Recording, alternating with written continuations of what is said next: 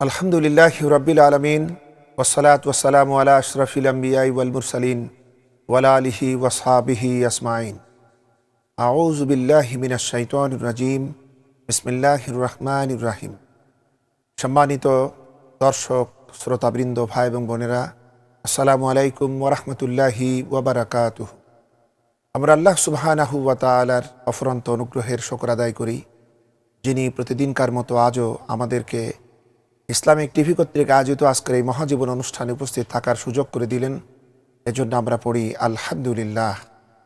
সম্মানিত ভাই এবং বোনেরা, বিগত পর্বে আমরা আপনাদের সামনে আলোচনা রেখেছি ইসলামের সুমহান তৃতীয় খলিফায়ে রাশেদ হযরত উসমান বিন আফফান রাদিয়াল্লাহু তাআলা আনহু, তার অবদান, তার শাসন ব্যবস্থা সম্পর্কিত আলোচনা আমরা আপনাদের সামনে রেখেছি।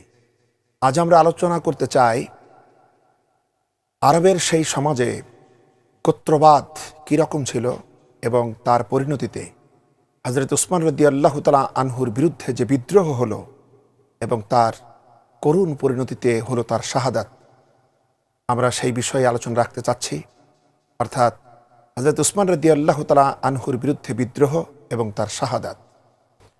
সম্মানিত ভাই এবং বোনেরা, রাসূল পাক সাল্লাল্লাহু আলাইহি ওয়াসাল্লাম তিনি যখন এসেছিলেন, সমগ্র আরব জাহান ছিল বিভিন্ন গোত্রে বিভক্ত এবং তারা ছিল অত্যন্ত দ্বিধা বিভক্ত। তারা শুধুমাত্র নিজেদের কর্মকাণ্ডকেই শ্রেষ্ঠ মনে করত এবং অন্যদেরকে কারণে এবং অকারণে ঘৃণা এবং হীন চোখে দেখত। এরকম সমাজে ইসলাম যখন তার সাম্য, উদারতা এবং মৈত্রীর সুমহান বিধান নিয়ে আবির্ভূত হলো, তখন একে একে গোত্রবাদের সব রকম উদ্ধত অবস্থা সব নিশ্চিহ্ন হয়ে গেল এবং প্রতিটি মানুষ, সকল গোত্র নির্বিশেষে সকলেই একে অপরে ইসলামের সুমহান ভ্রাতৃত্ব বন্ধনে আবদ্ধ হয়ে পড়ল। রাসূল পাক সাল্লাল্লাহু আলাইহি ওয়াসাল্লাম বলেছিলেন, আরবের উপরে অনারবের, সাদার উপরে কালোর কোনো পার্থক্য নাই, কোনো ব্যবধান নাই। তোমাদের পরিচয় হচ্ছে আদম সন্তান, আর আদমকে তৈরি করা হয়েছে মাটি দিয়ে। হুজুরে পাক সাল্লাল্লাহু আলাইহি ওয়াসাল্লাম সুতরাং এইভাবে তিনি কুরাইশ বংশের উচ্চতম ব্যক্তিদেরকেও হযরতে বেলালের মতো গোলামদের সাথে একাকার করে দিয়েছিলেন। এটাই ছিল ইসলামের অনন্য অবদান। কিন্তু রাসূল পাক সাল্লাল্লাহু আলাইহি ওয়াসাল্লামের ইন্তেকালের পরপরই আরবে গোত্রবাদ ঝঞ্ঝার বেগে আবির্ভূত হলো। হযরত আবু বকর সিদ্দিক রাদিয়াল্লাহু তাআলা আনহু যখন খলিফা হলেন, তখন এই গোত্রবাদের ভিত্তিতেই তখন মদিনার আনসারীদের নেতা সাদ বিন উবাদা রাদিয়াল্লাহু তাআলা আনহু তিনি তার হাতে বায়াত গ্রহণ করেন নাই। এই গোত্রবাদের ভিত্তিতেই আবু সুফিয়ান রাদিয়াল্লাহু তাআলা আনহু হযরত আলী রাদিয়াল্লাহু তাআলা আনহুর সাথে পরবর্তীতে দেখা করে বললেন যে, কুরাইশদের সামান্য একটা ছোট্ট গোত্রের ব্যক্তি তিনি খলিফা হয়ে গেল, কিন্তু তুমি যদি খেলাফতের দাবি করতে, তবে আমি তোমার সহযোগিতার জন্য পদাতিক এবং অশ্বারোহী বাহিনী দিয়ে আমি গোটা উপত্যকা ভরে দিতাম। সম্মানিত ভাই এবং বোনেরা, হযরত উমর ফারুক রাদিয়াল্লাহু তাআলা আনহু গোত্রবাদের যে মারাত্মক বীজাণুর বিষয় তিনি জানতেন যে কারণ যদি কখনো, যদিও নিজের স্বজনদেরকে তাদের যোগ্যতার ভিত্তিতে রাষ্ট্রীয় ক্ষমতায় পদ দেওয়া, তাদেরকে কোনো দান দক্ষিণা করা, এটা ইসলামী শরীয়তে নিষেধ নয়, কিন্তু আরব জাহিলিয়াতের যে অভিজ্ঞতা হযরত উমর ফারুক রাদিয়াল্লাহু তাআলা আনহুর ছিল, তিনি জানতেন গোত্রবাদের এই সুতীব্র বীজাণু আরব জাহিলিয়াতের কতখানি গভীরে রয়েছে। যদি এতটুকু সুযোগ দেওয়া হয়, অন্যদের তুলনায় নিজের গোত্রের লোকদের সাথে যদি ভালো আচরণ করা হয়, যদি অগ্রাধিকার দেওয়া হয়, তাহলে এটা এত মারাত্মক হবে যেটা সামলানো কারো পক্ষে সম্ভব হবে না। সম্মানিত ভাই এবং বোনেরা, কিন্তু দুর্ভাগ্যবশত ইসলামের সম্মানিত এই ব্যক্তিত্ব তৃতীয় খলিফা হযরত উসমান রাদিয়াল্লাহু তাআলা আনহুর ক্ষেত্রে এই ঈপ্সিত মানদণ্ড বজায় রাখা সম্ভব হয়নি। তার শাসনামলে তিনি তার নিজস্ব গোত্রদেরকে তিনি আন্তরিকতাবশত আত্মীয়তার অধিকারে তিনি তাদেরকে বিপুল পরিমাণ দান দক্ষিণা দিয়েছিলেন, তাদেরকে উচ্চ পদে আসীন করেছিলেন। কারণ তিনি মনে করতেন যে আত্মীয় স্বজনের হক আদায় করা তো একটা সদাচারের দাবি, এবং তিনি তাই বলতেন, হযরত উমর রাদিয়াল্লাহু তাআলা আনহু আল্লাহ পাকের জন্যই তার নিকট আত্মীয়দেরকে বঞ্চিত করেছিল, কিন্তু আমি আল্লাহর জন্যই আমার নিকট আত্মীয়দেরকে বঞ্চিত করতে চাই না। বরং আমি তাদের সাথে ভালো ব্যবহার করতে চাই। একবার তিনিও বললেন, বাইতুল মালের ব্যাপারে আবু বকর সিদ্দিক রাদিয়াল্লাহু তাআলা আনহু এবং উমর রাদিয়াল্লাহু তাআলা আনহু নিজেও অসচ্ছল ছিলেন এবং তিনি তাদের আত্মীয় স্বজনকেও সেভাবেই রাখতে চাইতেন, কিন্তু আমি এ ব্যাপারে আত্মীয় স্বজনদের সাথে সদাচার পছন্দ করি। এই কথাটি উল্লিখিত রয়েছে আত-তাবারি ৩য় খণ্ডে। অবশেষে কি হলো? অবশেষে ফল তাই হলো, হযরত উমর রাদিয়াল্লাহু তাআলা আনহু যে বিষয়ে আশঙ্কা করেছিলেন সেই পরিণতি হযরত উসমান রাদিয়াল্লাহু তাআলা আনহুকে বহন করা লাগলো। এবং হযরত উমর রাদিয়াল্লাহু তাআলা আনহু তিনি যেখান থেকেই এই পরিবর্তনের আশঙ্কা করেছিলেন সেখান থেকেই পরিবর্তনের সূচনা হলো। তিনি তার ওফাতের নিকটবর্তীকালে তিনি সব থেকে বেশি এটাই আশঙ্কা করেছিলেন যে তার স্থলাভিষিক্তদের মধ্যে কেউ কি নিজের গোত্রের সাথে ব্যতিক্রমী কোনো আচরণ করে ফেলে কিনা। হযরত উমর ফারুক রাদিয়াল্লাহু তাআলা আনহু তার 10 বছরের শাসনামলে তিনি তার গোত্র বনি আদি থেকে শুধুমাত্র এক ব্যক্তিকেই শাসন ক্ষমতার একটি ক্ষুদ্র অংশে তিনি দায়িত্ব দিয়েছিলেন এবং অল্প দিনের মধ্যে তিনি তাকে সেই পদ থেকে অপসারিত করেছিলেন, যে কারণে তার সময়কালে গোত্রবাদের এই বিষয়টা মাথা চাড়া দিয়ে উঠতে পারেনি। হযরত উমর ফারুক এর এই অভিজ্ঞতা থেকে তার আশঙ্কা ছিল, যদি তার এই নীতির পরিবর্তন করা হয় তাহলে এর মারাত্মক বিপর্যয় অনুষ্ঠিত হতে পারে। তাই তিনি তার সম্ভাব্য 3 উত্তরসূরি হযরত উসমান রাদিয়াল্লাহু তাআলা আনহু, হযরত আলী রাদিয়াল্লাহু তাআলা আনহু এবং সাদ বিন ওয়াক্কাস রাদিয়াল্লাহু তাআলা আনহুকে সতর্ক করে দিয়েছিলেন যে আমার পরে যদি তোমরা কেউ খলিফা হও তাহলে তোমরা যেন নিজেদের গোত্রের লোকদের সাথে অন্যরকম কোনো আচরণ করো না, বরং তাদেরকে তোমরা যেন মুসলমানদের ঘাড়ে চাপিয়ে দেও না, তাহলে হিতে বিপরীত হতে পারে। এই বিষয়টা উল্লেখিত রয়েছে তাবারির 3য় খণ্ডে। কিন্তু হযরত উসমান রাদিয়াল্লাহু তাআলা আনহু তিনি যখন স্থলাভিষিক্ত হলেন তখন ধীরে ধীরে এই নীতি পরিবর্তিত হতে থাকলো। তিনি তার আত্মীয় স্বজনকে একের পর এক ইসলামী খেলাফতের বিভিন্ন উচ্চ পদে তিনি তাদেরকে আসীন করতে থাকেন। তিনি তাদেরকে এমন সুযোগ সুবিধা দিতে থাকেন যা জনগণের মধ্যে সাধারণভাবে সমালোচনার লক্ষ্যবস্তুতে পরিণত হয়। যে কথাটি বললাম এই কথাটি উল্লেখিত রয়েছে ঐতিহাসিক ইবনুল আসির, তিনিও এই কথা উল্লেখ করেছেন যে তিনি তার আত্মীয় স্বজনকে এতখানি বদান্যতা প্রদর্শন করেন যে আফ্রিকার গনিমতের মাল এর 1/5 যখন গনিমত হিসাবে এলো তখন তিনি তার চাচাতো ভাই এবং তার জামাতা মারওয়ান ইবনুল হাকামকে তিনি এটা প্রদান করেন। যেসব কারণে হযরত উসমান রাদিয়াল্লাহু তাআলা আনহুর বিরুদ্ধে সমালোচনা শুরু হলো, এই ঘটনাটি হচ্ছে তার ভিতরে অন্যতম।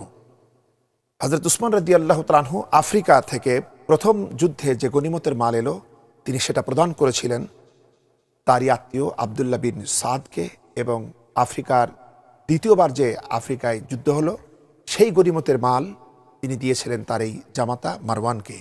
একথা উল্লেখ রয়েছে আল কামিল ফি তারিখ এবং মাতবাআতুত তিবআতিল মুনিরিয়াহ এর ভিতরে এই কথাগুলি উল্লেখিত রয়েছে।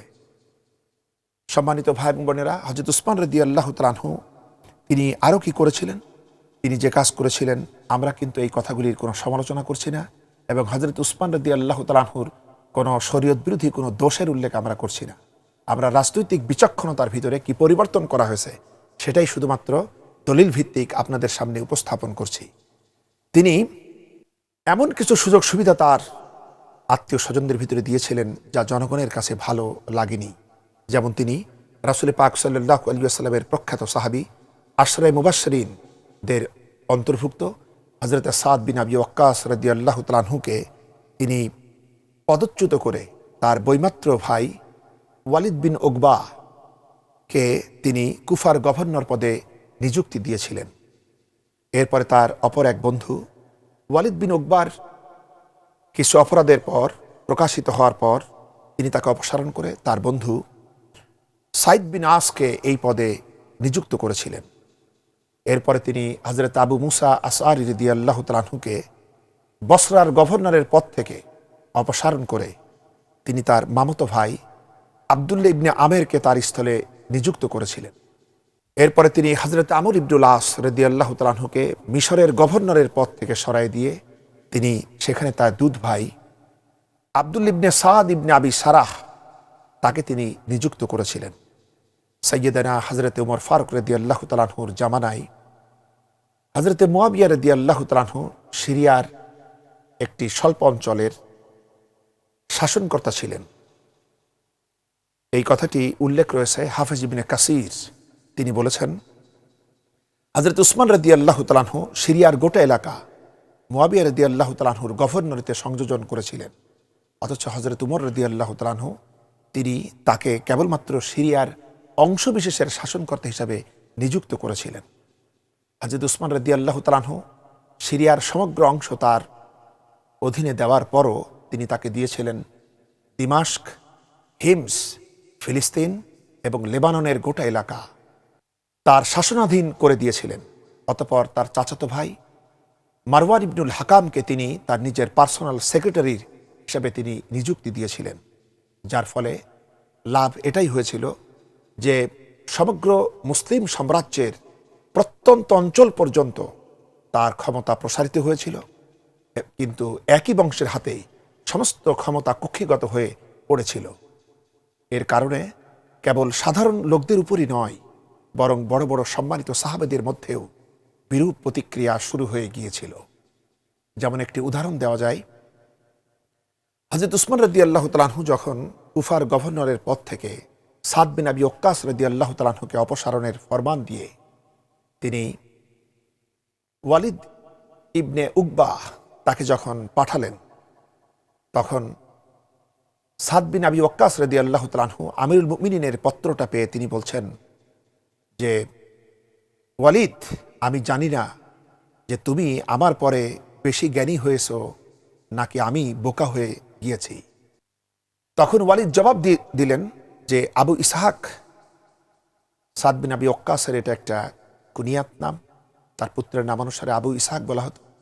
তিনি বললেন, আবু ইসহাক, তুমি রাগ করো না, এটা তো বাদশাহী, সকালে একজন এটা নিয়ে মৌজ করে আর সন্ধ্যায় আরেকজনে। হযরত সাদ বিন আবি ওয়াক্কাস রাদিয়াল্লাহু তাআলা আনহু এই জবাবে অত্যন্ত ব্যথিত হয়ে বলেছিলেন, বুঝতে পেরেছি সত্যিই তোমরা এই খেলাফতকে বাদশাহীতে পরিণত করবে। ঠিক এরকমই মনোভাব প্রখ্যাত মুহাদ্দিস আব্দুল ইবনে মাসউদ রাদিয়াল্লাহু তাআলা আনহু পোষণ করেছিলেন। এই ঘটনা উল্লেখিত হয়েছে ইবনে আব্দুল বার তার আল ইস্তিয়াব গ্রন্থের মধ্যে এই কথাটি উল্লেখ করেছেন। এটা কেউ অস্বীকার করতে পারবে না যে হযরত উসমান রাদিয়াল্লাহু তাআলা আনহু সম্মানিত সাহাবীদেরকে অপসারণ করে যাদেরকে নিযুক্ত করেছিলেন তারা অযোগ্য ছিল না, বরং তারা প্রশাসনের দিক থেকে, বীরত্বের দিক থেকে, রাজ্য পরিচালনার দিক থেকে, পরদেশ অধিকার করার দিক থেকে, যুদ্ধবিদ্যার ব্যাপারে তারা অত্যন্ত পারদর্শী ছিল এবং পরবর্তীতে তারা সেটা প্রমাণ করে দেখিয়েছেন।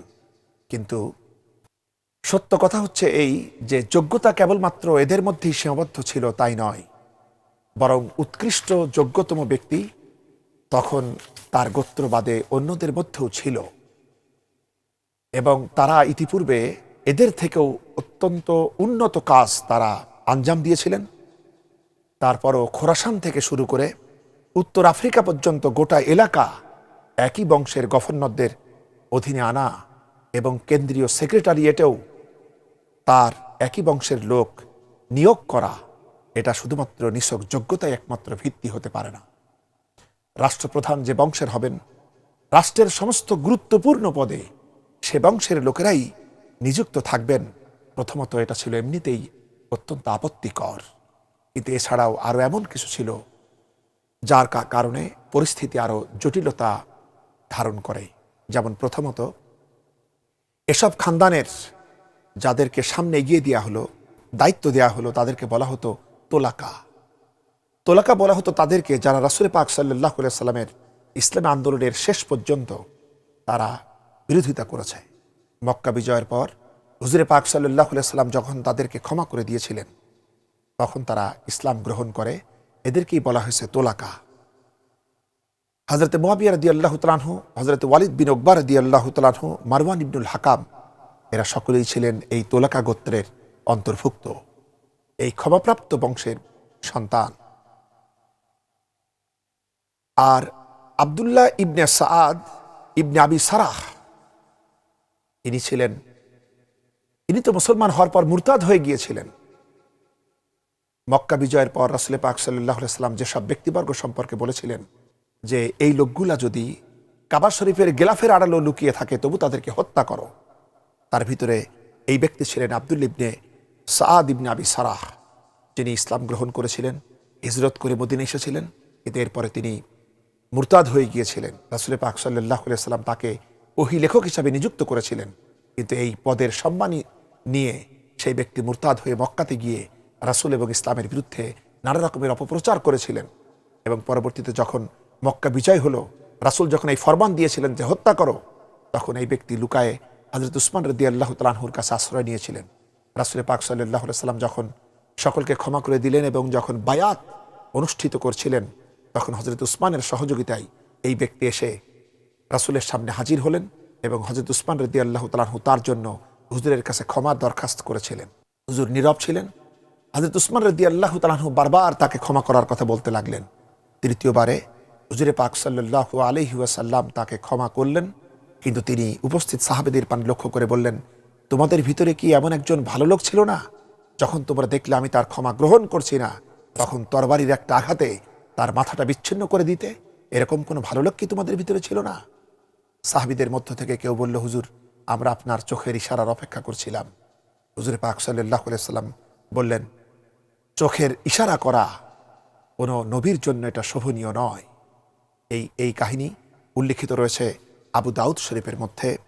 এই কাহিনী বর্ণনা করা আছে এবং অন্যান্য হাদিস গ্রন্থ এবং ইসলামের ইতিহাস গ্রন্থের মধ্যেও এই কাহিনী উল্লিখিত আছে। সুতরাং এই ব্যক্তি ছিল সেই ব্যক্তি যার সম্পর্কে এই কথাবার্তা এসেছিল। হযরত উসমান রাদিয়াল্লাহু তাআলা আনহুর মাধ্যমে তাকে ক্ষমা করা হয়েছিল। কিন্তু বিষয় হচ্ছে, প্রথম যুগে ইসলাম গ্রহণকারী প্রথম সারির মুসলমানগণ ইসলামের বিজয়ের জন্য যারা নিজেদের সর্বস্ব ত্যাগ করেছে, নির্যাতন সহ্য করেছে, যাদের মাধ্যমে আল্লাহর দ্বীন বিজয়ী হয়েছে, তাদেরকে পিছনে সরিয়ে দিয়ে এদেরকে সামনে আনা, এটা কারো কাছেই স্বাভাবিক ছিল না। এটাও ছিল অসন্তোষ, সমালোচনা আরো বর্ধিত আকারে হওয়ার এটাও একটা কারণ। দ্বিতীয়ত, ইসলামী আন্দোলনের নেতৃত্বের জন্য এরা উপযুক্তও ছিলেন না, কারণ তারা ঈমান এনেছিলেন ঠিক আছে, নবী করিম সাল্লাল্লাহু আলাইহি ওয়াসাল্লামের সান্নিধ্য এবং প্রশিক্ষণ দ্বারা তাদের উপকৃত হওয়ার সুযোগ হয়নি। তাদের মন মানসিকতা এবং নীতি নৈতিকতার আমল পরিবর্তন রাসূলের হাতে আসেনি। সব থেকে বড় কথা, রাসূল পাক সাল্লাল্লাহু আলাইহি ওয়াসাল্লামের উন্নত প্রশিক্ষণ পদ্ধতি এদের কারো কপালেই তেমন একটা জোটেনি, যার কারণে তারা দুনিয়ার দৃষ্টিতে উত্তম ব্যবস্থাপক, প্রশাসক, বিজেতা হতে পারেন। বাস্তবে তারা তাই প্রমাণিত হয়েছিলেন। কিন্তু ইসলাম তো আসলে নিছক রাজ্য জয় এবং দেশ শাসনের জন্য আসে নাই। ইসলাম তো প্রথমত মানবতার কল্যাণ সাধনের জন্য এসেছে। এটা তো মানব চরিত্রের এক ব্যাপক একটি ফর্মুলা, যা মানবতাকে উন্নত করে। এর নেতৃত্বের জন্য, ইসলামী সমাজের নেতৃত্বের জন্য শুধুমাত্র প্রশাসনিক এবং সামরিক যোগ্যতাই যথেষ্ট ছিল না, বরং নৈতিকতা, মানসিক এবং চারিত্রিক প্রশিক্ষণেরও ছিল অনেক গুরুত্ব। আর এই বিবেচনায় এই সকল ব্যক্তিবর্গের স্থান ছিল সাহাবীদের প্রথম কাতারে নয়, বরং সাহাবে এবং তাবিনদের শেষ কাতারে। আমরা এই ব্যাপারে মারওয়ান ইবনুল হাকামের কথাই উল্লেখ করতে পারি। তার পিতা হাকাম ইবনে আবুল আস ইসলাম গ্রহণের অপরাধে সেই মক্কার জীবনে হযরত উসমান রাদিয়াল্লাহু তাআলা আনহুকে নির্মম অত্যাচার করেছিলেন। তার অত্যাচারে অতিষ্ঠ হয়ে হযরত উসমান রাদিয়াল্লাহু তাআলা আনহু নিজেই মক্কা থেকে হিজরত করে আবিসিনিয়া এবং পরবর্তীতে মদিনা মুনওয়ারায় চলে গিয়েছিলেন। তারই পুত্র ছিল মারওয়ান বিন হাকাম। মক্কা বিজয়ের পর মারওয়ান বিন হাকামের পিতা হযরত উসমান রাদিয়াল্লাহু তাআলা আনহুর এই চাচা হাকাম ইবনুল আস, তিনি যখন ইসলাম গ্রহণ করেন, তখন হুজুর সাল্লাল্লাহু আলাইহি ওয়াসাল্লাম তাকে মদিনাতে থাকার পারমিশন দিয়েছিলেন। কিন্তু এই ব্যক্তি আত্মীয়তার সুবাদে বড় বড় সাহাবীদের সাথে রাসূল পাক সাল্লাল্লাহু আলাইহি ওয়াসাল্লামের যে বৈঠকাটি হতো, এই কথাগুলি সে বাইরে প্রকাশ করে দিত। এইভাবে রাসূল পাক সাল্লাল্লাহু আলাইহি ওয়াসাল্লামের বৈঠকাদির গোপন বিষয়গুলা বাইরে সে প্রকাশ করে দিত। এবং এছাড়াও মাঝে মাঝে সেই ব্যক্তি রাসূল পাক সাল্লাল্লাহু আলাইহি ওয়াসাল্লামের অনুরূপ ভান ধরার চেষ্টা করতেন, যেটা দেখতে পেয়ে এবং আরও কিছু অপরাধের কারণে হুজুর পাক সাল্লাল্লাহু আলাইহি ওয়াসাল্লাম তাকে মদিনা থেকে বের করে দিয়েছিলেন। এবং ওই ব্যক্তি তায়েফে গিয়ে তার এই সন্তান মারওয়ান, তখন ছিল 7-8 বছরের ছেলে, তাকে নিয়ে তিনি তখন বসবাস করছিলেন। মারওয়ানও তার পিতার সাথে ছিল। হযরত আবু বকর রাদিয়াল্লাহু তাআলা আনহু যখন খলিফা হলেন, তখন ওই ব্যক্তি মদিনায় আসার জন্য হযরত আবু বকরের কাছে আবেদন করা হয়, তিনি তা গ্রহণ করেন নাই। হযরত উমর রাদিয়াল্লাহু তাআলা আনহুর খেলাফত আমলেও এই আবেদন করা হয়, তিনিও তা রাখেন নাই। হযরত উসমান রাদিয়াল্লাহু তাআলা আনহু তার শাসনামলে তিনি তার চাচা এবং তার পুত্রকে মদিনাতে নিয়ে আসেন। আমাদের প্রথমেই মনে রাখতে হবে, খোলাফায়ে রাশিদিনের এই বিষয়টা হচ্ছে অত্যন্ত জটিল বিষয়। এই বিষয়ে নানা রকম মতপার্থক্য রয়েছে, যেজন্য আমরা আমাদের মনোযোগ যদি আলোচনা থেকে এতটুকু বিচ্যুত হয়, তাহলে ভুল বোঝা আমাদের জন্য স্বাভাবিক হয়ে পড়বে। এজন্য আমরা সকলকেই অনুরোধ জানাই, আপনারা মেহেরবানি করে অত্যন্ত মনোযোগের কান দিয়ে সুন্দরভাবে আমাদের এই কথাগুলি শুনবেন, উপলব্ধি করবেন, এবং আমরা প্রত্যেকটি কথার পিছনে যে দলিল পেশ করছি, আপনারা মেহেরবানি করে সেই পুস্তক আদিগুলি খুলে খুলে নিজেরাও পড়ে দেখতে পারেন। সম্মানিত ভাই এবং বোনেরা, আমরা বলছিলাম হযরতে উসমান রাদিয়াল্লাহু তাআলা আনহু তিনি তার শাসনামলে তার শ্রদ্ধেয় চাচা হাকাম ইবনুল আসকে তায়েফ থেকে নিয়ে এসেছিলেন। ইনি ছিলেন তার সেই চাচা যাকে হুজুরে পাক সাল্লাল্লাহু আলাইহি ওয়াসাল্লাম মদিনা থেকে বের করে দিয়েছিলেন। হযরত আবু বকর রাদিয়াল্লাহু তাআলা আনহু এবং হযরত উমর ফারুক রাদিয়াল্লাহু তাআলা আনহু তাদের শাসনামলে তারা ওই ব্যক্তিকে মদিনাতে আসতে দেন নাই। হযরত উসমান রাদিয়াল্লাহু তাআলা আনহু তার হৃদয়ের উদারতা স্বরূপ সৌজন্যতার খাতিরে তিনি তাকে এনেছিলেন, এবং তার সাথে তার পুত্র মারওয়ানও মদিনাতে চলে এসেছিল। মারওয়ানের যে পটভূমি আমরা ইতিপূর্বে গত পর্বে আপনাদের সামনে উল্লেখ করেছি, এতে এই ঘটনা হৃদয়ঙ্গম করতে মোটেও অসুবিধা হয় না যে পরবর্তীতে মারওয়ানকে সমগ্র মুসলিম জাহানের কেন্দ্রীয় খেলাফতে স্বয়ং খলিফার সেক্রেটারি হিসাবে নিযুক্ত করা, এটা কারো কাছেই ভালো রূপে ঠেকেনি। হুজুর সাল্লাল্লাহু আলাইহি ওয়াসাল্লাম সম্পর্কে হযরত উসমান রাদিয়াল্লাহু তাআলা আনহু এই বিষয়টা সম্পর্কে বলেছিলেন যে আমি হুজুরকে তাদের আশার ব্যাপারে, তাদেরকে ক্ষমার ব্যাপারে আবদার করেছিলাম। এতে হুজুর সাল্লাল্লাহু আলাইহি ওয়াসাল্লাম বলেছিলেন, ঠিক আছে, আমি তাদের ব্যাপারটা পরবর্তীতে দেখব এবং আমি পরবর্তীতে তাদেরকে আনার ব্যাপারে আমি পরে বলব। এই কথা হযরত উসমান রাদিয়াল্লাহু তাআলা আনহু যখন বললেন, জনগণ এটা নিয়েও কোনো আপত্তি করে নাই, তারা মদিনাতে থাকবে এ বিষয়েও জনগণ কোনো আপত্তি করে নাই। কিন্তু বড় বড় সাহাবীদেরকে বাদ দিয়ে এইরকম এক ব্যক্তির পুত্র, যার প্রতি রাসূল পাক সাল্লাল্লাহু আলাইহি ওয়াসাল্লাম বিরাগ ভাজন ছিলেন, তার পুত্রকেই সেক্রেটারি করতে হবে, এটা মেনে নেওয়া সবার জন্যই কঠিন ছিল।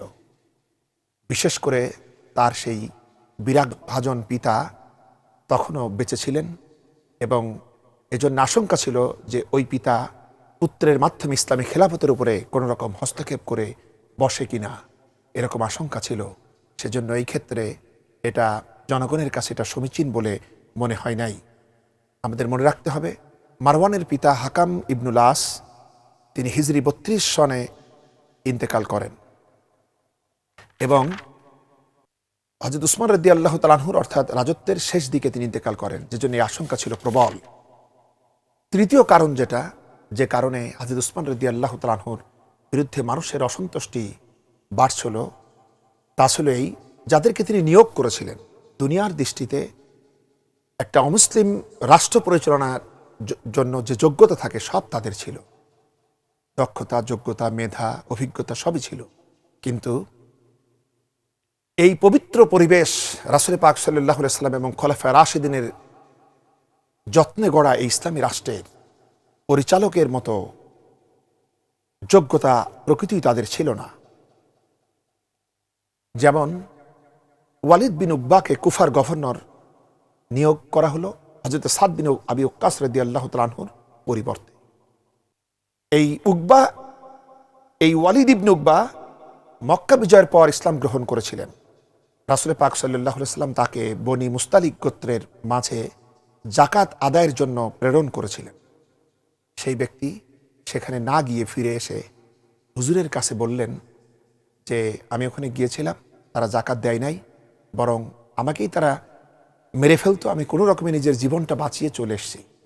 হুজুর সাল্লাল্লাহু আলাইহি ওয়াসাল্লাম তার কথা বিশ্বাস করেছিলেন এবং বনি মুস্তালিক গোত্রের বিরুদ্ধে তিনি যুদ্ধ অভিযান পরিচালনা করার সিদ্ধান্ত নিয়েছিলেন। সাহাবীদের প্রস্তুতি চলছিল।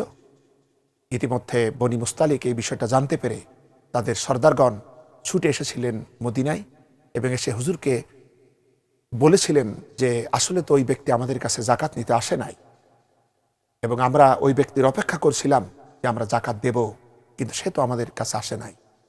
তাহলে আমরা বুঝতে পারলাম যে একটি বিরাট গোত্র সম্পর্কে হুজুর সাল্লাল্লাহু আলাইহি সাল্লামের সামনে এই ওয়ালিদ বিন উকবা একটা মিথ্যা কথা বলেছিলেন, যার কারণে মারাত্মক যুদ্ধ অনুষ্ঠিত হতে পারত। কিন্তু আল্লাহ রাব্বুল আলামিন সূরাতুল হুজুরাতের 6 নম্বর আয়াতের মধ্যে আল্লাহ পাক রাসূল পাক সাল্লাল্লাহু আলাইহি সাল্লামকে এই ব্যাপারে সতর্ক করে দেন এই কথা বলে যে, হে ঈমানদারগণ, কোনো ফাসেক কিংবা পাপাচারী ব্যক্তি যদি তোমাদের কাছে কোনো খবর নিয়ে আসে, তবে তোমরা তার অনুসন্ধান করো। তার কথাকে আন্দাজে যেন বিশ্বাস করো না, বরং তোমরা অনুসন্ধান করবে। কারণ অজানা অবস্থায় যদি কারো বিরুদ্ধে তোমার ব্যবস্থা গ্রহণ করে ফেলো, তাহলে পরে তো তোমরা নিজেদের কর্মকাণ্ডের জন্য অনুতাপ করতে হবে। এভাবে আল্লাহ পাকও তাকে ফাসেক হিসাবেই উল্লেখ করেছিলেন। এই ঘটনা, এই আয়াতটা নাজিলের প্রেক্ষাপট তাফসির কারকরা এই ঘটনাকেই উল্লেখ করেছেন। তাফসির ইবনে কাসির এই ব্যাপারে দেখা যেতে পারে। ইবনে আব্দুল বার বলেন, আয়াতটি ওয়ালিদ ইবনে উকবা প্রসঙ্গেই নাজিল হয়েছে। এই ব্যাপারে জ্ঞানীদের মধ্যে কোনো মতবিরোধ নেই। প্রখ্যাত ইমাম ইবনে তাইমিয়াও এটা স্বীকার করেছেন। এই আয়াত ওয়ালিদ ইবনে উকবা সম্পর্কেই নাজিল হয়েছে। মিনহাজুস সুন্নাতিন নবিয়্যা 3য় খণ্ড। সুতরাং আমরা বুঝতে পাচ্ছি যে যেসব সাহাবে কেরাম এই কাহিনী জানত, তাদের পক্ষে ওয়ালিদ বিন উকবাকে মেনে নেওয়া স্বাভাবিক ছিল না। কিন্তু পরবর্তীতে হযরত আবু বকর রাদিয়াল্লাহু তাআলা আনহু এবং হযরত উমর ফারুক রাদিয়াল্লাহু তাআলা আনহু তাকে পরীক্ষা করার জন্য, তাকেও তাদের শাসনামলে তারা কিছু কাজের জন্য সুযোগ দিয়েছিলেন, তার বিশ্বস্ততা পরীক্ষার জন্য। হযরত উমর ফারুক রাদিয়াল্লাহু তাআলা আনহু তার আমলের শেষ সময়ে তিনি আল জাসিয়ার আরব এলাকায় তিনি বনি তাগলব যেখানে বাস করত, তাদের তহসিলদার হিসাবে তিনি একটি ছোট্ট পদে তাকে নিযুক্ত করেছিলেন। 25 হিজরিতে এই ক্ষুদ্র পদ থেকে তুলে হযরত উসমান রাদিয়াল্লাহু তাআলা আনহু তাকে সাদ বিন আবি ওয়াক্কাসের স্থলে কুফার মতো বিরাট এবং গুরুত্বপূর্ণ একটি প্রদেশের গভর্নর করে দিয়েছিলেন। সেখানে এই রহস্য কিছুদিন পর ফাঁস হয়ে গেল যে যেটা ছিল হযরত উসমান রাদিয়াল্লাহু তাআলা আনহুর বিরুদ্ধে মানুষের বিক্ষোভের একটি কারণ। লোকেরা কিছুদিন পরে বুঝতে পারল যে এই ওয়ালিদ বিন উকবা সে শরাব পানে অভ্যস্ত। একদিন ফজরের নামাজের ইমামতি করতে গিয়ে ফজরের ফরজ নামাজ 2 রাকাতের পরিবর্তে 4 রাকাত পড়ালো ওয়ালিদ বিন উকবা। পড়িয়ে জনগণের দিকে মাথা ঘুরিয়ে জিজ্ঞাসা করল, আরো কি পড়াবো? এভাবে তার চেতনা বিলুপ্ত ছিল। এই অভিযোগটা যখন মদিনা মুনওয়ারায় পৌঁছালো এবং জনগণের মধ্যে এর ব্যাপক চর্চা হতে লাগলো, অবশেষে হযরত মিসওয়ার ইবনে মাখরামা এবং আব্দুর রহমান ইবনে আসওয়াদ হযরত উসমান রাদিয়াল্লাহু তাআলা আনহুর ভাগ্নে উবাইদুল্লাহকে ডাকলেন, ডেকে বললেন, তুমি এই বিষয়টা তোমার মামার কাছে অভিযোগ আকারে পেশ করো, যাতে তোমার মামা হযরত উসমান রাদিয়াল্লাহু তাআলা আনহু যেন তার নিযুক্ত এই গভর্নরের বিরুদ্ধে ইসলামের এই হদ, এই শাস্তি যেন তিনি জারি করতে পারেন। পরবর্তীতে ওই ভাগ্নে হযরত উসমান রাদিয়াল্লাহু তাআলা আনহুর দরবারে যখন এই অভিযোগ পেশ করলো, হযরত উসমান রাদিয়াল্লাহু তাআলা আনহু তার অভিযোগকে গ্রহণ করলেন এবং সাহাবীদের প্রকাশ্য মজলিসে এই নিয়ে বিচার ফয়সালা হলো। এবং এইখানে হযরত উসমান রাদিয়াল্লাহু তাআলা আনহুর আজাদকৃত গোলাম হুরমান সেও সাক্ষ্য দিল যে আমি ওয়ালিদকে মদ পান করতে দেখেছি। এবং অপর একজন সাক্ষী যার নাম হচ্ছে সাব ইবনে জুসামা, অন্য বর্ণনা এসছে জুসমা ইবনে সাব, তারাও সাক্ষী দিল যে ওয়ালিদ তাদের সামনে মদ বমি করেছে। এছাড়াও ইবনে হাজারের বর্ণনা অনুযায়ী আরো 4 জন সাক্ষী তার মদ পানের ব্যাপারে সাক্ষ্য প্রদান করলেন। হযরত উসমান রাদিয়াল্লাহু তাআলা আনহু সাক্ষ্য প্রমাণ নিয়ে তাকে তখন কুফার গভর্নরের পদ থেকে অপসারণ করেন এবং তার উপরে ইসলামের এই শাস্তি জারি করেন। হযরত আলী রাদিয়াল্লাহু তাআলা আনহুকে দায়িত্ব দেওয়া হয়, তিনি আব্দুল ইবনে জাফরকে এই কাজে নিযুক্ত করেন এবং ওয়ালিদ বিন উকবার উপরে 40 ঘা বেত্রাঘাত করা হয়। এই বর্ণনা এসছে বুখারী শরীফের কিতাবুল মানাকেব, মুসলিম শরীফের কিতাবুল হুদুদ, আবু দাউদ শরীফের কিতাবুল হুদুদ এখানে এই বর্ণনা এসছে, এবং হাফেজ ইবনে হাজার তার ফতহুল বারীর মধ্যেও এই কথা লিখেছেন যে মানুষের আপত্তি ছিল এটাই যে ওয়ালিদের শাস্তি প্রদানের ব্যাপারে হযরত উসমান রাদিয়াল্লাহু তাআলা আনহু দেরি করছিলেন। হযরত উসমান রাদিয়াল্লাহু তাআলা আনহুর দেরি করা এবং সাদ বিন আবি ওয়াক্কাসের স্থানে এইরকম একটি ব্যক্তিকে গভর্নর এর পদ দেওয়া, এ কারণে জনগণের ভিতরে অসন্তোষ বৃদ্ধিপ্রাপ্ত হচ্ছিল, এবং এটাও হযরত উসমান রাদিয়াল্লাহু তাআলা আনহুর শাসনের প্রতি মানুষের একটি অসন্তোষ হিসাবে বিরাজ করছিল। এই সমস্ত কারণেই হযরত উসমান রাদিয়াল্লাহু তাআলা আনহুর খেলাফতের এই নীতি, যেটাকে আমাদের ভাষায় স্বজনপ্রীতি বলা হয়, এই বিষয়ে লোকদের ভিতরে অসন্তোষ বিরাজ করছিল, এবং অথচ খলিফা একের পর এক তার আপন বংশের লোকদেরকে রাষ্ট্রের গুরুত্বপূর্ণ পদে নিযুক্তি দিচ্ছিলেন। এরপরও যখন তারা দেখতে পেল এদেরকেই সামনে টেনে আনা হচ্ছে, তখন জনতার ভিতরে একটি অস্থিরতা বিরাজ করছিল।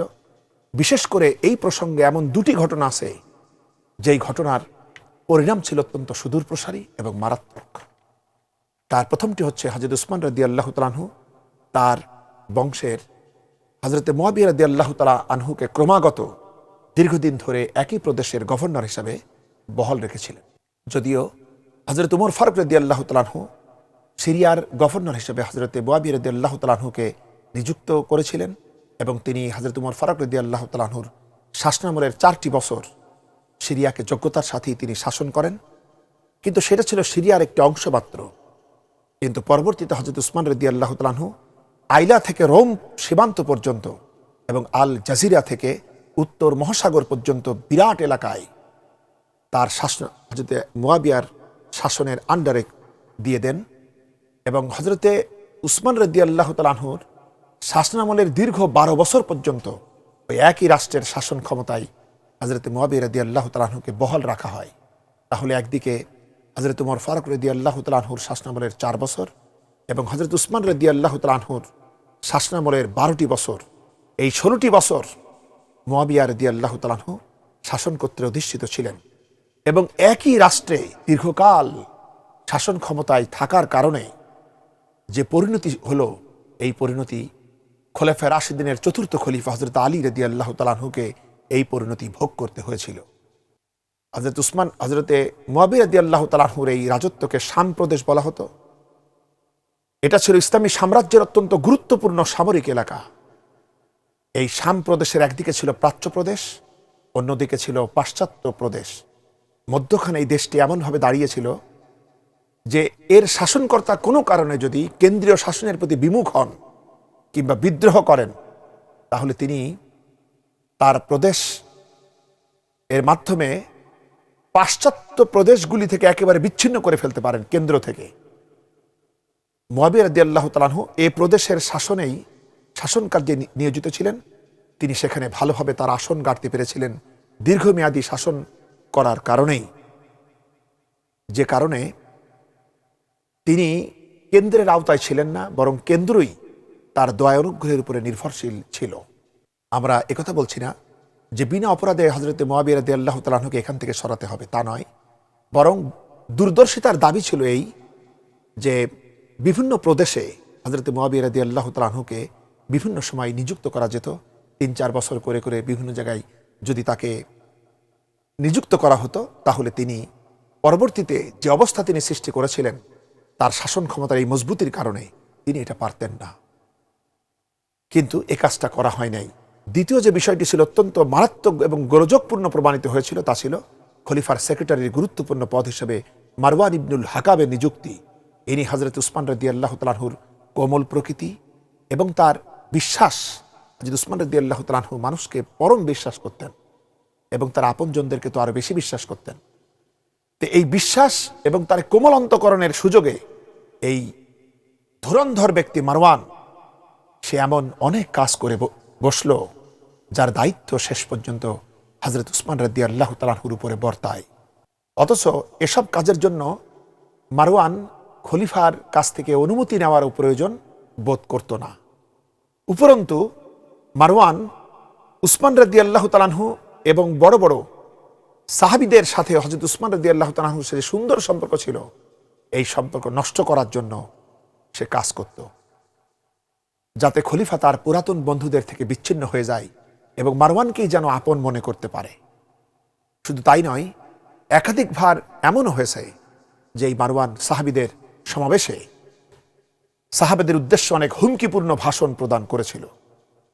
এই তোলাকাদের মুখ থেকে এ ধরনের কথা সহ্য করা ইসলামের প্রথম শ্রেণীর এবং প্রথম কালের সাহাবীদের পক্ষে এটা ছিল অসহ্য এবং কষ্টকর।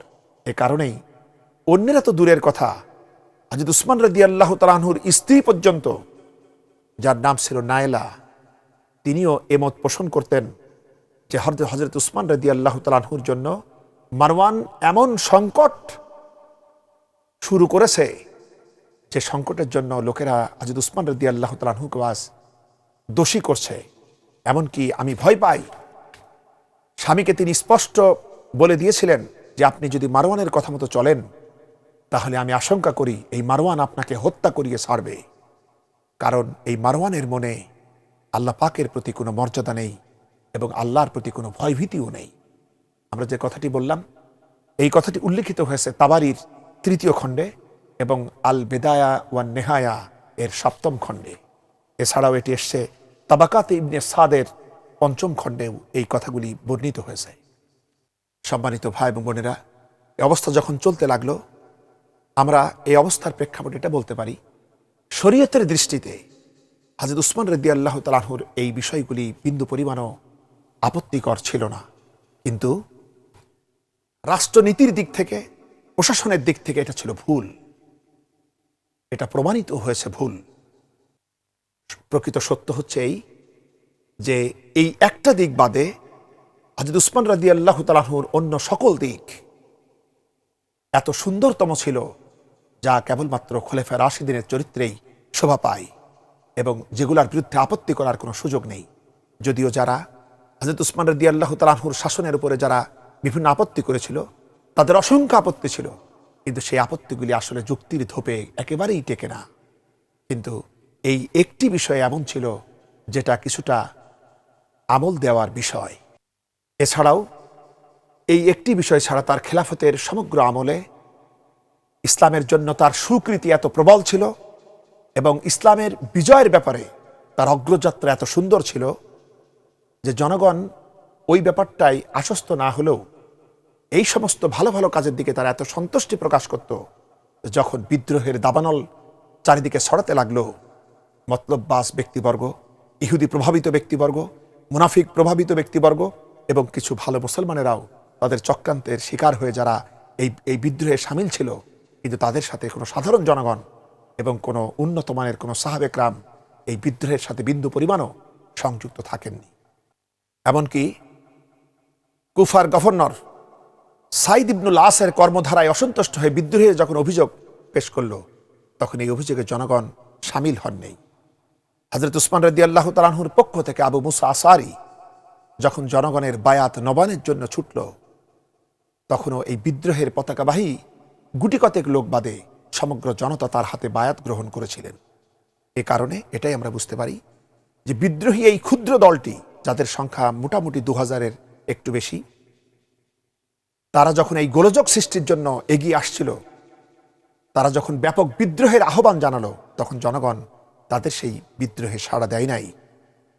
যারা হযরত উসমান রাদিয়াল্লাহু তাআলা আনহুর বিরুদ্ধে বিদ্রোহের পতাকা তুলল, তাদের সম্পর্ক ছিল আসলে ইসলামের কিছু কয়েকটি মাত্র প্রদেশ, যেমন কুফা, বসরা আর হচ্ছে মিশর। এখান থেকেই এই বিদ্রোহী ব্যক্তিরা শক্তি সঞ্চয় করত এবং তারা একে অপরের সাথে পত্র বিনিময় করল এবং তারা অকস্মাৎ মদিনায় আক্রমণের পদক্ষেপ গ্রহণ করল। তারা হযরত উসমান রাদিয়াল্লাহু তাআলা আনহুর বিরুদ্ধে অভিযোগের এক বিরাট ফিরিস্তি প্রণয়ন করল, যার অধিকাংশ ছিল ভিত্তিহীন এবং যার জবাব দেওয়া খুবই সহজ। এদের সংখ্যা 2000-এর বেশি ছিল না। পারস্পরিক চুক্তি অনুযায়ী তারা একই সঙ্গে মিশর, কুফা এবং বসরা থেকে মদিনার পথে তারা যাত্রা করল এবং তাদের মিশরের থেকে যারা এলো তাদের মহব্বত ছিল হযরত আলী রাদিয়াল্লাহু তাআলা আনহুর প্রতি, বসরা থেকে যারা এলো তাদের মহব্বত ছিল হযরত তালহা রাদিয়াল্লাহু তাআলা আনহুর প্রতি, এবং কুফা থেকে যারা এলো তাদের মহব্বত বা তাদের পছন্দ ছিল হযরত জুবাইর রাদিয়াল্লাহু তাআলা আনহুর প্রতি। এরা যখন এসে তাদের সাথে যোগাযোগ করলেন, এই মহৎ প্রাণ ব্যক্তিত্রয় তারা তখন তাদেরকে ধমক দিলেন এবং তাদেরকে নিজেদের কাছ থেকে সরায় দিলেন। তারাও তাদের এই কাজকে পছন্দ করে নাই। হযরত আলী রাদিয়াল্লাহু তাআলা আনহু তাদের প্রত্যেকটি অভিযোগের জবাব এত মজবুতির সাথে দিয়েছেন যা ইসলামী ইতিহাসের বিভিন্ন কিতাবে তা উল্লেখিত রয়েছে।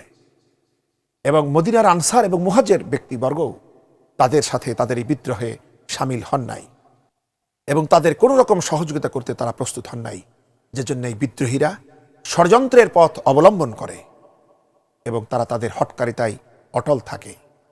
অবশেষে তারা মদিনাতে প্রবেশ করে ফেলে এবং হযরত উসমান রাদিয়াল্লাহু তাআলা আনহুর গৃহ তারা অবরোধ করে। তাদের দাবি ছিল হযরত উসমান রাদিয়াল্লাহু তাআলা আনহুকে তার খেলাফতের পদ ত্যাগ করতে হবে। হযরত উসমান রাদিয়াল্লাহু তাআলা আনহু জবাব দিয়েছিলেন, আমি তোমাদের যে কোনো সঠিক এবং বৈধ অভিযোগ শুনতে রাজি আছি, কিন্তু তোমাদের কথা মতো পদত্যাগ করব এটা সম্ভব নয়। এরপর তারা 40 দিন ধরে একাধারে মদিনাতে গোলযোগ সৃষ্টি করে। এই গোলযোগ চলাকালে তাদের দ্বারা এমন কিছু ঘটনা ঘটে যেটা মদিনার পবিত্র ভূমিতে যা কল্পনাও করা যায় না। এমনকি তারা উম্মাহাতুল মুমিনিন হযরতে উম্মে হাবিবা রাদিয়াল্লাহু তাআলা আনহাকে তারা অপমান করে। এই অনাচারের সয়লাব দেখে উম্মুল মুমিনিন হযরতে আয়েশা সিদ্দিকা রাদিয়াল্লাহু তাআলা আনহু বলেন, এই অনাচারের সয়লাব ধারায় আমিও কি আমার মর্যাদাকে নষ্ট করব? এই কথা বলে তিনি মদিনা থেকে বের হয়ে মক্কার পথে হজের জন্য রওনা হয়ে যান। শেষ পর্যন্ত এই বিদ্রোহীরা মারাত্মক হাঙ্গামা সৃষ্টি করে এবং একান্ত নির্মমভাবে ইসলামের এই মহৎ প্রাণ খলিফা হযরত উসমান রাদিয়াল্লাহু তাআলা আনহুকে তারা শহীদ করে ফেলে। 3 দিন যাবৎ তার পবিত্র দেহ মোবারক ঘরের ভিতরে অযত্নে পড়ে থাকে এবং তাকে হত্যা করার পর এই জালিমরা তার গৃহ সম্পদ সব লুট করে, কেন্দ্রীয় বাইতুল মাল পর্যন্ত তারা লুণ্ঠন করে। আমাদের বুঝতে হবে ইসলামের এই মহামনীষীদের ঠিক কাজ যেগুলো ছিল, সঠিক কাজ তারা যেগুলা করেছেন, তার মাঝেও যেমন আমাদের শিক্ষা রয়েছে, ইজতেহাদি ভুলের ব্যাপারেও তাদের মধ্যে যে মতপার্থক্য ছিল তার মধ্যেও আমাদের জন্য শিক্ষা রয়েছে। সুতরাং এই বিষয়ে কথা বলা এটা কারো ব্যক্তিত্বের প্রতি আঘাত নয়, কারো মর্যাদাহানি নয়, বরং মুসলিম উম্মার জন্য তাদের সব কিছু থেকেই যে সকল শিক্ষণীয় বিষয়াদি রয়েছে সেইগুলো লাভ করা যাবে যদি আমরা তাদের জীবনী আমরা পড়ি এবং আলোচনা করি এবং জানার জন্য চেষ্টা করি। হযরত উসমান রাদিয়াল্লাহু তাআলা আনহুকে শহীদ করা হলো হিজরি 35 সনের 18 জিলহজ শুক্রবার বাদ আসর। হযরত উসমান রাদিয়াল্লাহু তাআলা আনহুর উপরেই এই বিপদ এলো তাই নয়, বরং স্বয়ং ইসলাম এবং খেলাফতের রাশেদার উপর, খেলাফতের রাশিদিনের এই সুন্দর ব্যবস্থাপনার উপর এটা ছিল এক বিরাট জুলম। বিদ্রোহীরা যে সমস্ত অভিযোগ নিয়ে তারা এসেছিল তাদেরকে এই অভিযোগের সমাধান করার জন্য তাদেরকে বলা হয়েছিল, তাদের কাছে তিনি শুনতে চেয়েছিলেন, তাদের অভিযোগের সমাধান করার জন্য তিনি প্রস্তুত ছিলেন, কিন্তু তাদের আসলে তো তাদের সকল অভিযোগই ছিল ভিত্তিহীন।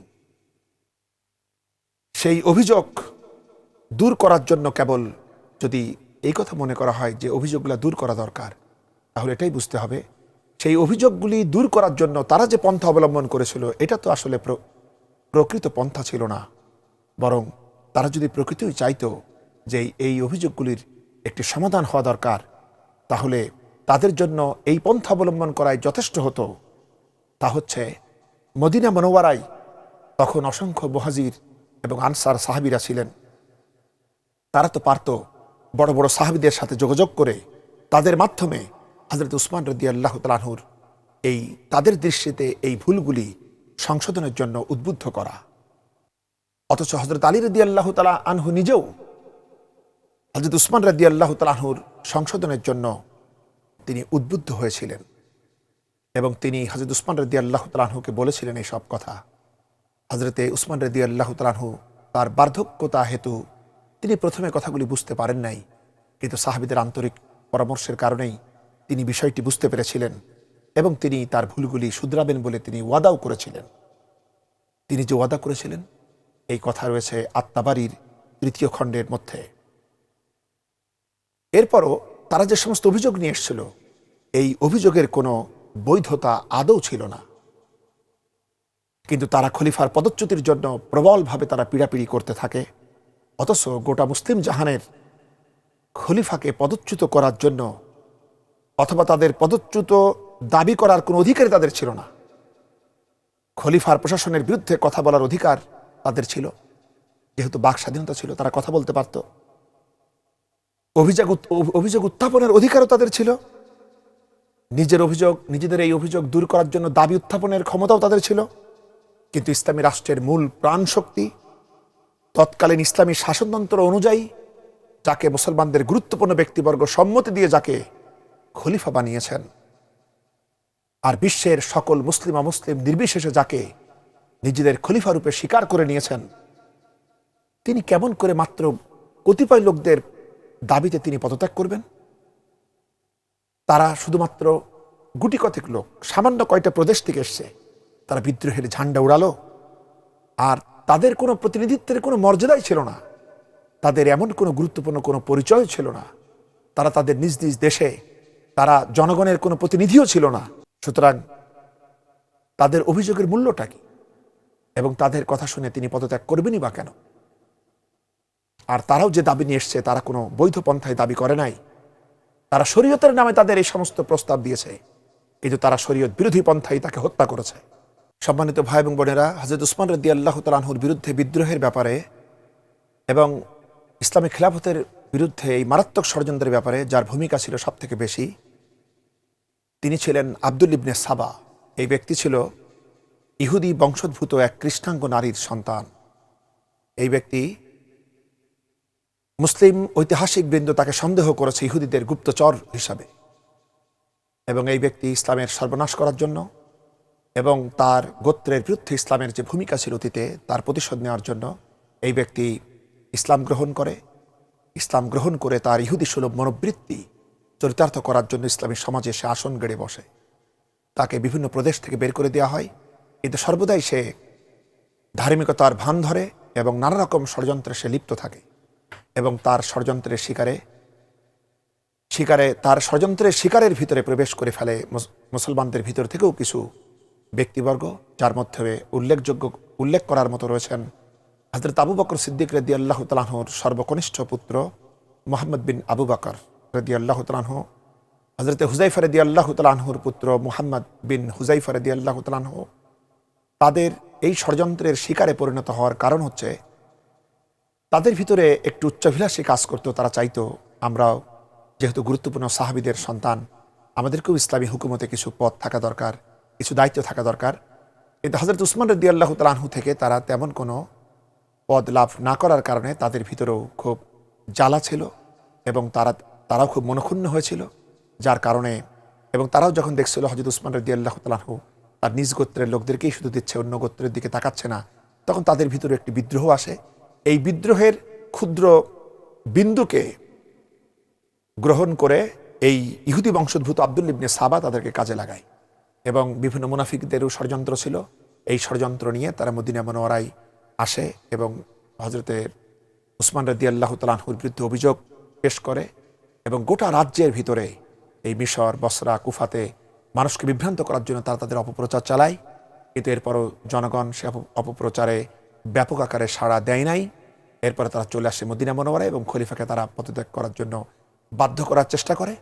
কিন্তু হযরত উসমান রাদিয়াল্লাহু তাআলা আনহু তিনি জানতেন যে এই বিশাল মুসলিম জাহানের খলিফা আমি, এবং আমাকে তো গুরুত্বপূর্ণ সাহাবে کرام এবং শুরার পরামর্শক্রমে আমাকে নিয়োগ করা হয়েছে। যখন যারা জনগণের দৃষ্টিতে গুরুত্বের অধিকারী, তাদের পক্ষ থেকে যখন আমার বিরুদ্ধে কোনো কথা আসে না, তখন এই বিচ্ছিন্ন এই মানব গোষ্ঠী যাদের মর্যাদা, যাদের যোগ্যতা, যাদের পজিশন আসলেই নগণ্য, তাদের কথায় কেন আমি পদত্যাগ করব?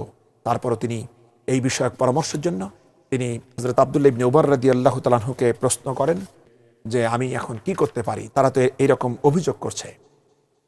হযরত আব্দুল্লাহ বিন উমর রাদিয়াল্লাহু তাআলা আনহু তখন জবাব দিয়েছিলেন যে আমিরুল মুমিনিন, আপনি সামান্য কিছু লোকের কথা অনুযায়ী পদত্যাগ করবেন না, তাহলে এটা মুসলমানদের জন্য একটি খারাপ দৃষ্টান্ত হবে। আপনি যদি আজ এইভাবে কিছু লোকের ভিত্তিহীন কথার দাবিতে যদি পদত্যাগ করেন, তাহলে তো আগামীতে আবার যখন কেউ খলিফা হবে, যাদের পছন্দনীয় তিনি হতে পারবেন না, তারা ওই রকম অভিযোগ করবে, আবার তিনিও এইভাবে পদত্যাগ করবেন, তাহলে তো এটা খারাপ দৃষ্টান্ত হবে। বরং আপনি আপনার পদে থাকুন। তাহলে এর দ্বারা আমরা বুঝতে পারি সম্মানিত ব্যক্তিবর্গ হজরতে উসমান রাদিয়াল্লাহু তাআলা আনহুর খেলাফতে তারা সন্তুষ্ট ছিলেন, কিন্তু বাড়াবাড়ি করেছে ইহুদি প্রভাবিত, মুনাফিক প্রভাবিত অল্প কয়েক মুসলমান শ্রেণী, এবং এই ইহুদিরাও তারা মুসলমানদের বেশ ধারণ করে মুসলমানদের বিরুদ্ধে এই ষড়যন্ত্র তারা করতে উদ্বুদ্ধ হয়েছে। সম্মানিত ভাই এবং বোনেরা, এই বিদ্রোহীরা তারা শরীয়তের কথা বলে খলিফার উপরে চাপ সৃষ্টি করতে এসেছে, কিন্তু তারাও কিন্তু শরীয়তকে মানে নাই, বরং তারা শরীয়তের সকল সীমা তারা লঙ্ঘন করেছে। হযরত উসমান রাদিয়াল্লাহু তাআলা আনহুকে যখন তারা অবরুদ্ধ করল, হযরত উসমান রাদিয়াল্লাহু তাআলা আনহু তখন তাদের সংশোধনের জন্য তিনি বলেছিলেন যে আমি তো শুনতে চেয়েছি তোমাদের অভিযোগ, তোমরা আমাকে বলো, আমি সংশোধন করি, কিন্তু তোমরা তা বলছো না, বরং আমার রক্ত তোমরা দাবি করছো। শুনে রাখো, শরীয়তের দৃষ্টিতে কেবলমাত্র গুটি কয় লোকের রক্ত হালাল হতে পারে। একজন হচ্ছে বিবাহিত ব্যভিচারী, আরেকজন হচ্ছে হত্যাকারী, আরেকজন হচ্ছে ইসলাম ত্যাগকারী অর্থাৎ মুরতাদ। কিন্তু আমি তো এই তিনটি বিষয়ের কেউ নয়, সুতরাং আমার রক্ত তো তোমাদের জন্য হালাল নয়। তাহলে তোমরা শরীয়তের দাবি নিয়ে কিভাবে আমাকে হামলা করতে আসো? কিন্তু আমরা এই কথা দ্বারা বুঝতে পারি তারা নিজেরাই শরীয়তের সীমা লঙ্ঘন করেছিল, এবং এভাবে তারা ইসলামের এই সুবহান খলিফাকে শহীদ করেছিল, এবং তারা বাইতুল মালকে লুণ্ঠন করেছিল, এবং খলিফার লাশের উপরও তারা অমর্যাদা করেছিল, যার কারণে সাহাবে একরাম যারা ছিলেন তারা সাহসী হন নাই তাকে দ্রুত দাফন করার জন্য। 3 দিন পর্যন্ত তার লাশ মোবারক ঘরের ভিতরে অবহেলিত অবস্থায় পড়েছিল। 3 দিন পর রাতের অন্ধকারে হজরতে আলী রাদিয়াল্লাহু তাআলা আনহু, হজরতে জুবাইর রাদিয়াল্লাহু তাআলা আনহু এবং হজরত হাসান রাদিয়াল্লাহু তাআলা আনহু তার লাশ রাতের অন্ধকারে নিয়ে জান্নাতুল বাকিতেও তারা দাফন করতে সাহসী হয় নাই বিদ্রোহীদের জন্য। জান্নাতুল বাকির বাইরে তাকে দাফন করা হয়, এবং বিদ্রোহীরা তখন এই লাশের উপরও তারা পাথর নিক্ষেপ করে।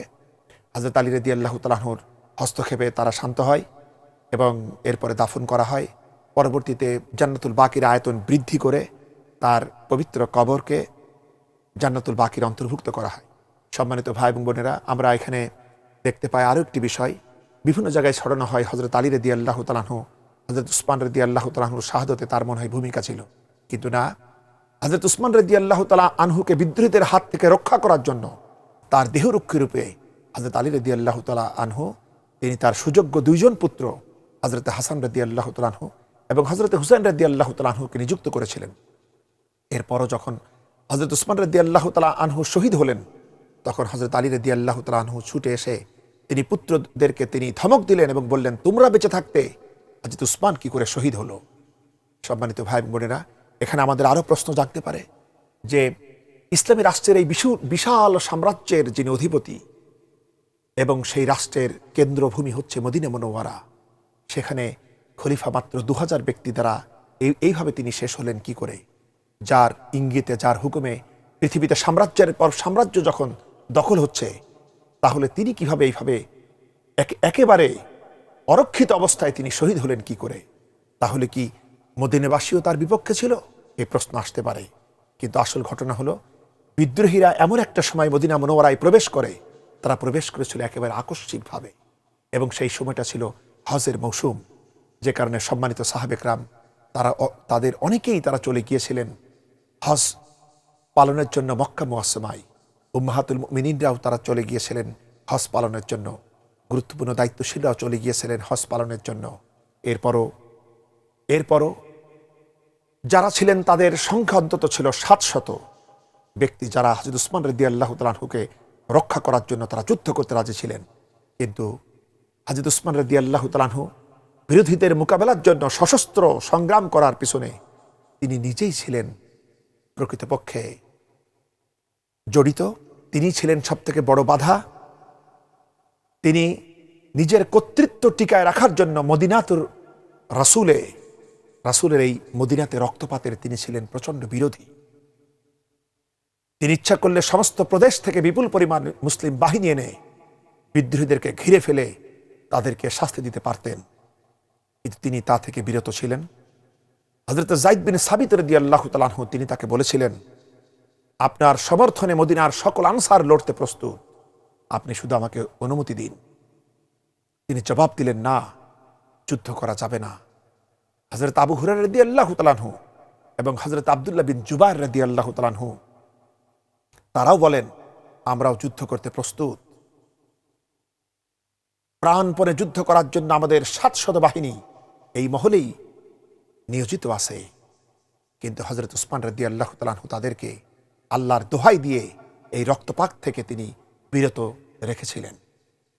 সম্মানিত ভাই এবং বোনেরা, সত্য কথা বলতে কি, অত্যন্ত নাজুক এই পরিস্থিতিতে হযরত উসমান রাদিয়াল্লাহু তাআলা আনহু এমন এক কর্মপন্থা অবলম্বন করেছিলেন যা একজন খলিফা এবং বাদশার পজিশনকে স্পষ্ট করে দেয়।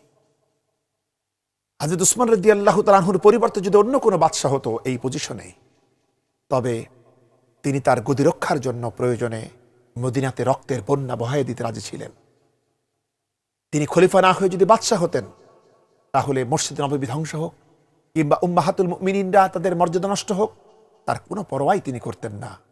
তিনি ছিলেন একজন উৎকৃষ্ট খলিফাতুল মুসলিমিন, আমিরুল মুমিনিন, এবং তিনি ছিলেন খোলাফায়ে রাশিদিন, এবং তিনি ছিলেন সত্য এবং ন্যায়ের পথের পথিক, একজন আল্লাহভীরু শাসনকর্তা।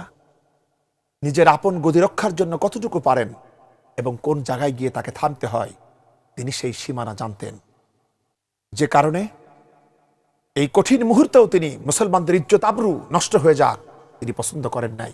কারণ তিনি তার নিজের জীবনের চাইতে তার জনগণের জীবনকে তিনি বেশি ভালোবাসতেন।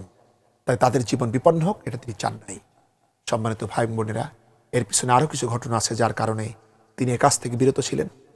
যেদিন তিনি শাহাদাত বরণ করবেন, তিনি একটি স্বপ্ন দেখেছিলেন। তিনি দেখেছিলেন হযরত রাসূল পাক সাল্লাল্লাহু আলাইহি ওয়াসাল্লাম এবং হযরত আবু বকর এবং হযরত উমর রাদিয়াল্লাহু তাআলা আনহুম তারা তাকে বলেছিলেন যে, উসমান, তুমি আমাদের সাথে এসে ইফতার করবে। হুজুরে পাক সাল্লাল্লাহু আলাইহি ওয়াসাল্লাম তাকে একটি বালতি ভরা পানি দিয়েছিলেন পান করতে। সেহরির সময় তিনি পান করছিলেন, হুজুর বলছিলেন আরও পান করো, আরও পান করো। তিনি প্রাণ ভরে পান করলেন। এরপর তাকে বলা হলো, তুমি আমাদের সাথে এসে ইফতার করবে। তার ঘুম ভেঙে যাওয়ার পর কিছুক্ষণ পর সকালে তার স্ত্রী তাকে খাবার দিতে গিয়েছিলেন। তিনি বলেছিলেন, আমি রোজায় আছি এবং আজকেই আমি শহীদ হব, এবং হুজুর সাল্লাল্লাহু আলাইহি ওয়াসাল্লাম আমাকে তার সাথে ইফতার করার কথা বলেছেন। সম্মানিত ভাই এবং বোনেরা, এই কারণে তিনি প্রস্তুত ছিলেন। এছাড়াও রাসূল পাক সাল্লাল্লাহু আলাইহি ওয়াসাল্লামের জীবদ্দশায় হুজুরে পাক সাল্লাল্লাহু আলাইহি ওয়াসাল্লাম তাকে বলেছিলেন যে আল্লাহ পাক উসমানকে একটি পোশাক পরাবে। লোকেরা চাইবে তার সেই পোশাক খুলে ফেলতে, কিন্তু উসমান, তুমি যেন সেই পোশাককে খুলে ফেলো না। হযরত উসমান রাদিয়াল্লাহু তাআলা আনহু খলিফা হওয়ার পর তিনি বুঝতে পেরেছিলেন সেই পোশাক হচ্ছে খেলাফতের মর্যাদার পোশাক। বিদ্রোহীরা এসেছিল তার সেই পোশাক খুলতে, মানে তার মর্যাদা নষ্ট করতে, তার পদত্যাগ দাবি করতে। তিনি সেই পোশাক স্বরূপ এই পথকে তিনি রক্ষা করেছিলেন তার জীবন দিয়ে, রাসূল পাক সাল্লাল্লাহু আলাইহি ওয়াসাল্লামের আনুগত্যের জন্য। এছাড়াও তিনি জানতেন তিনি শহীদ হবেনই, কারণ হুজুরে পাক সাল্লাল্লাহু আলাইহি ওয়াসাল্লাম, এই হাদিসটি বুখারী এবং মুসলিমের মধ্যে এসেছে, তিনি একবার তার প্রিয় এই সাহাবা ত্রয় হযরত আবু বকর সিদ্দিক রাদিয়াল্লাহু তাআলা আনহু, হযরত উমর ফারুক রাদিয়াল্লাহু তাআলা আনহু এবং হযরত উসমান রাদিয়াল্লাহু তাআলা আনহু, এই তিনজনকে নিয়ে উহুদ পাহাড়ে উঠেছিলেন। উহুদ পাহাড় আবেগে দোল খেতে থাকছিল। তখন হুজুরে পাক সাল্লাল্লাহু আলাইহি ওয়াসাল্লাম বলেছিলেন, হে উহুদ, তুমি থেমে যাও, তোমার উপরে আছে একজন রাসূল, একজন সিদ্দিক আর দুইজন শহীদ। সুতরাং তিনি জানতেন আমি শহীদ হব। সম্মানিত ভাই বোনেরা, হযরত উসমান রাদিয়াল্লাহু তাআলা আনহুর বিরুদ্ধে এই বিদ্রোহ এবং শাহাদাতের ভিতরে ব্যাপারে আমরা যে সমস্ত কথা বলেছি, আমরা পরিষ্কার বলছি, তার বিরুদ্ধে অভিযোগের কোনো ভিত্তি নাই, এবং মতলববাজ এবং স্বার্থবাজ লোকেরাই তার বিরুদ্ধে এই ষড়যন্ত্র করেছিল। পাশাপাশি আমরা এটাও বলছি, শরীয়তের দৃষ্টিকোণে হযরত উসমান রাদিয়াল্লাহু তাআলা আনহুর এই স্বজন প্রীতিকে অন্যায় বলা বিন্দুমাত্রও যাবে না, বরং এটা বলা যেতে পারে প্রশাসনিক দৃষ্টিকোণের দিক থেকে আরব দেশের সেই গোত্রবাদের জাহিলি দৃষ্টিতে সেই সময় নিজের গোত্রের লোকদেরকে রাষ্ট্রের পদ দেওয়া এটা ভুল ছিল। এই দৃষ্টিতে তার কাজটি ভুল হয়েছে, কিন্তু এটা ছিল তার ইস্তেহাদি ভুল। তিনি কোরআন সুন্নাহর ভিতরে দেখেছিলেন যে আল্লাহ পাক এবং তার রাসূল রক্ত সম্পর্কিত আত্মীয়দেরকে মর্যাদা দিতে বলেছেন। এই বিষয়টা আবু বকর সিদ্দিক রাদিয়াল্লাহু তাআলা আনহু এবং হযরত উমর ফারুক রাদিয়াল্লাহু তাআলা আনহুর দৃষ্টিতে, তাদের দৃষ্টিতে এই বিষয়টা ছিল এই যে ব্যক্তিগত পর্যায়ে আত্মীয়দেরকে সম্মান করতে হবে, মর্যাদা দিতে হবে, তাদের সেবা করতে হবে, খেদমত করতে হবে, তাদের হক আদায় করতে হবে। কিন্তু হযরত উসমান রাদিয়াল্লাহু তাআলা আনহু এই হাদিসকে বুঝেছিলেন এইভাবে, তাদেরকে সম্মান করতে হবে, ভক্তি করতে হবে, তাদের হক আদায় করতে হবে, এটা রাষ্ট্রীয়ভাবেও, এটা ছিল তার একটি ইস্তেহাদি মতপার্থক্য। এই মতপার্থক্য নানা বিষয়ে সাহাবীদের মধ্যেও ছিল, এটা থাকবেও। এটা ছিল তার একটি সিদ্ধান্তগত বিষয়, কিন্তু এটা কখনো শরীয়তের বিষয়ে তার এই কার্যক্রম যেগুলো আমরা ইতিপূর্বে উল্লেখ করেছি, এটা বিন্দুমাত্র অন্যায় ছিল না, আপত্তিজনক ছিল না।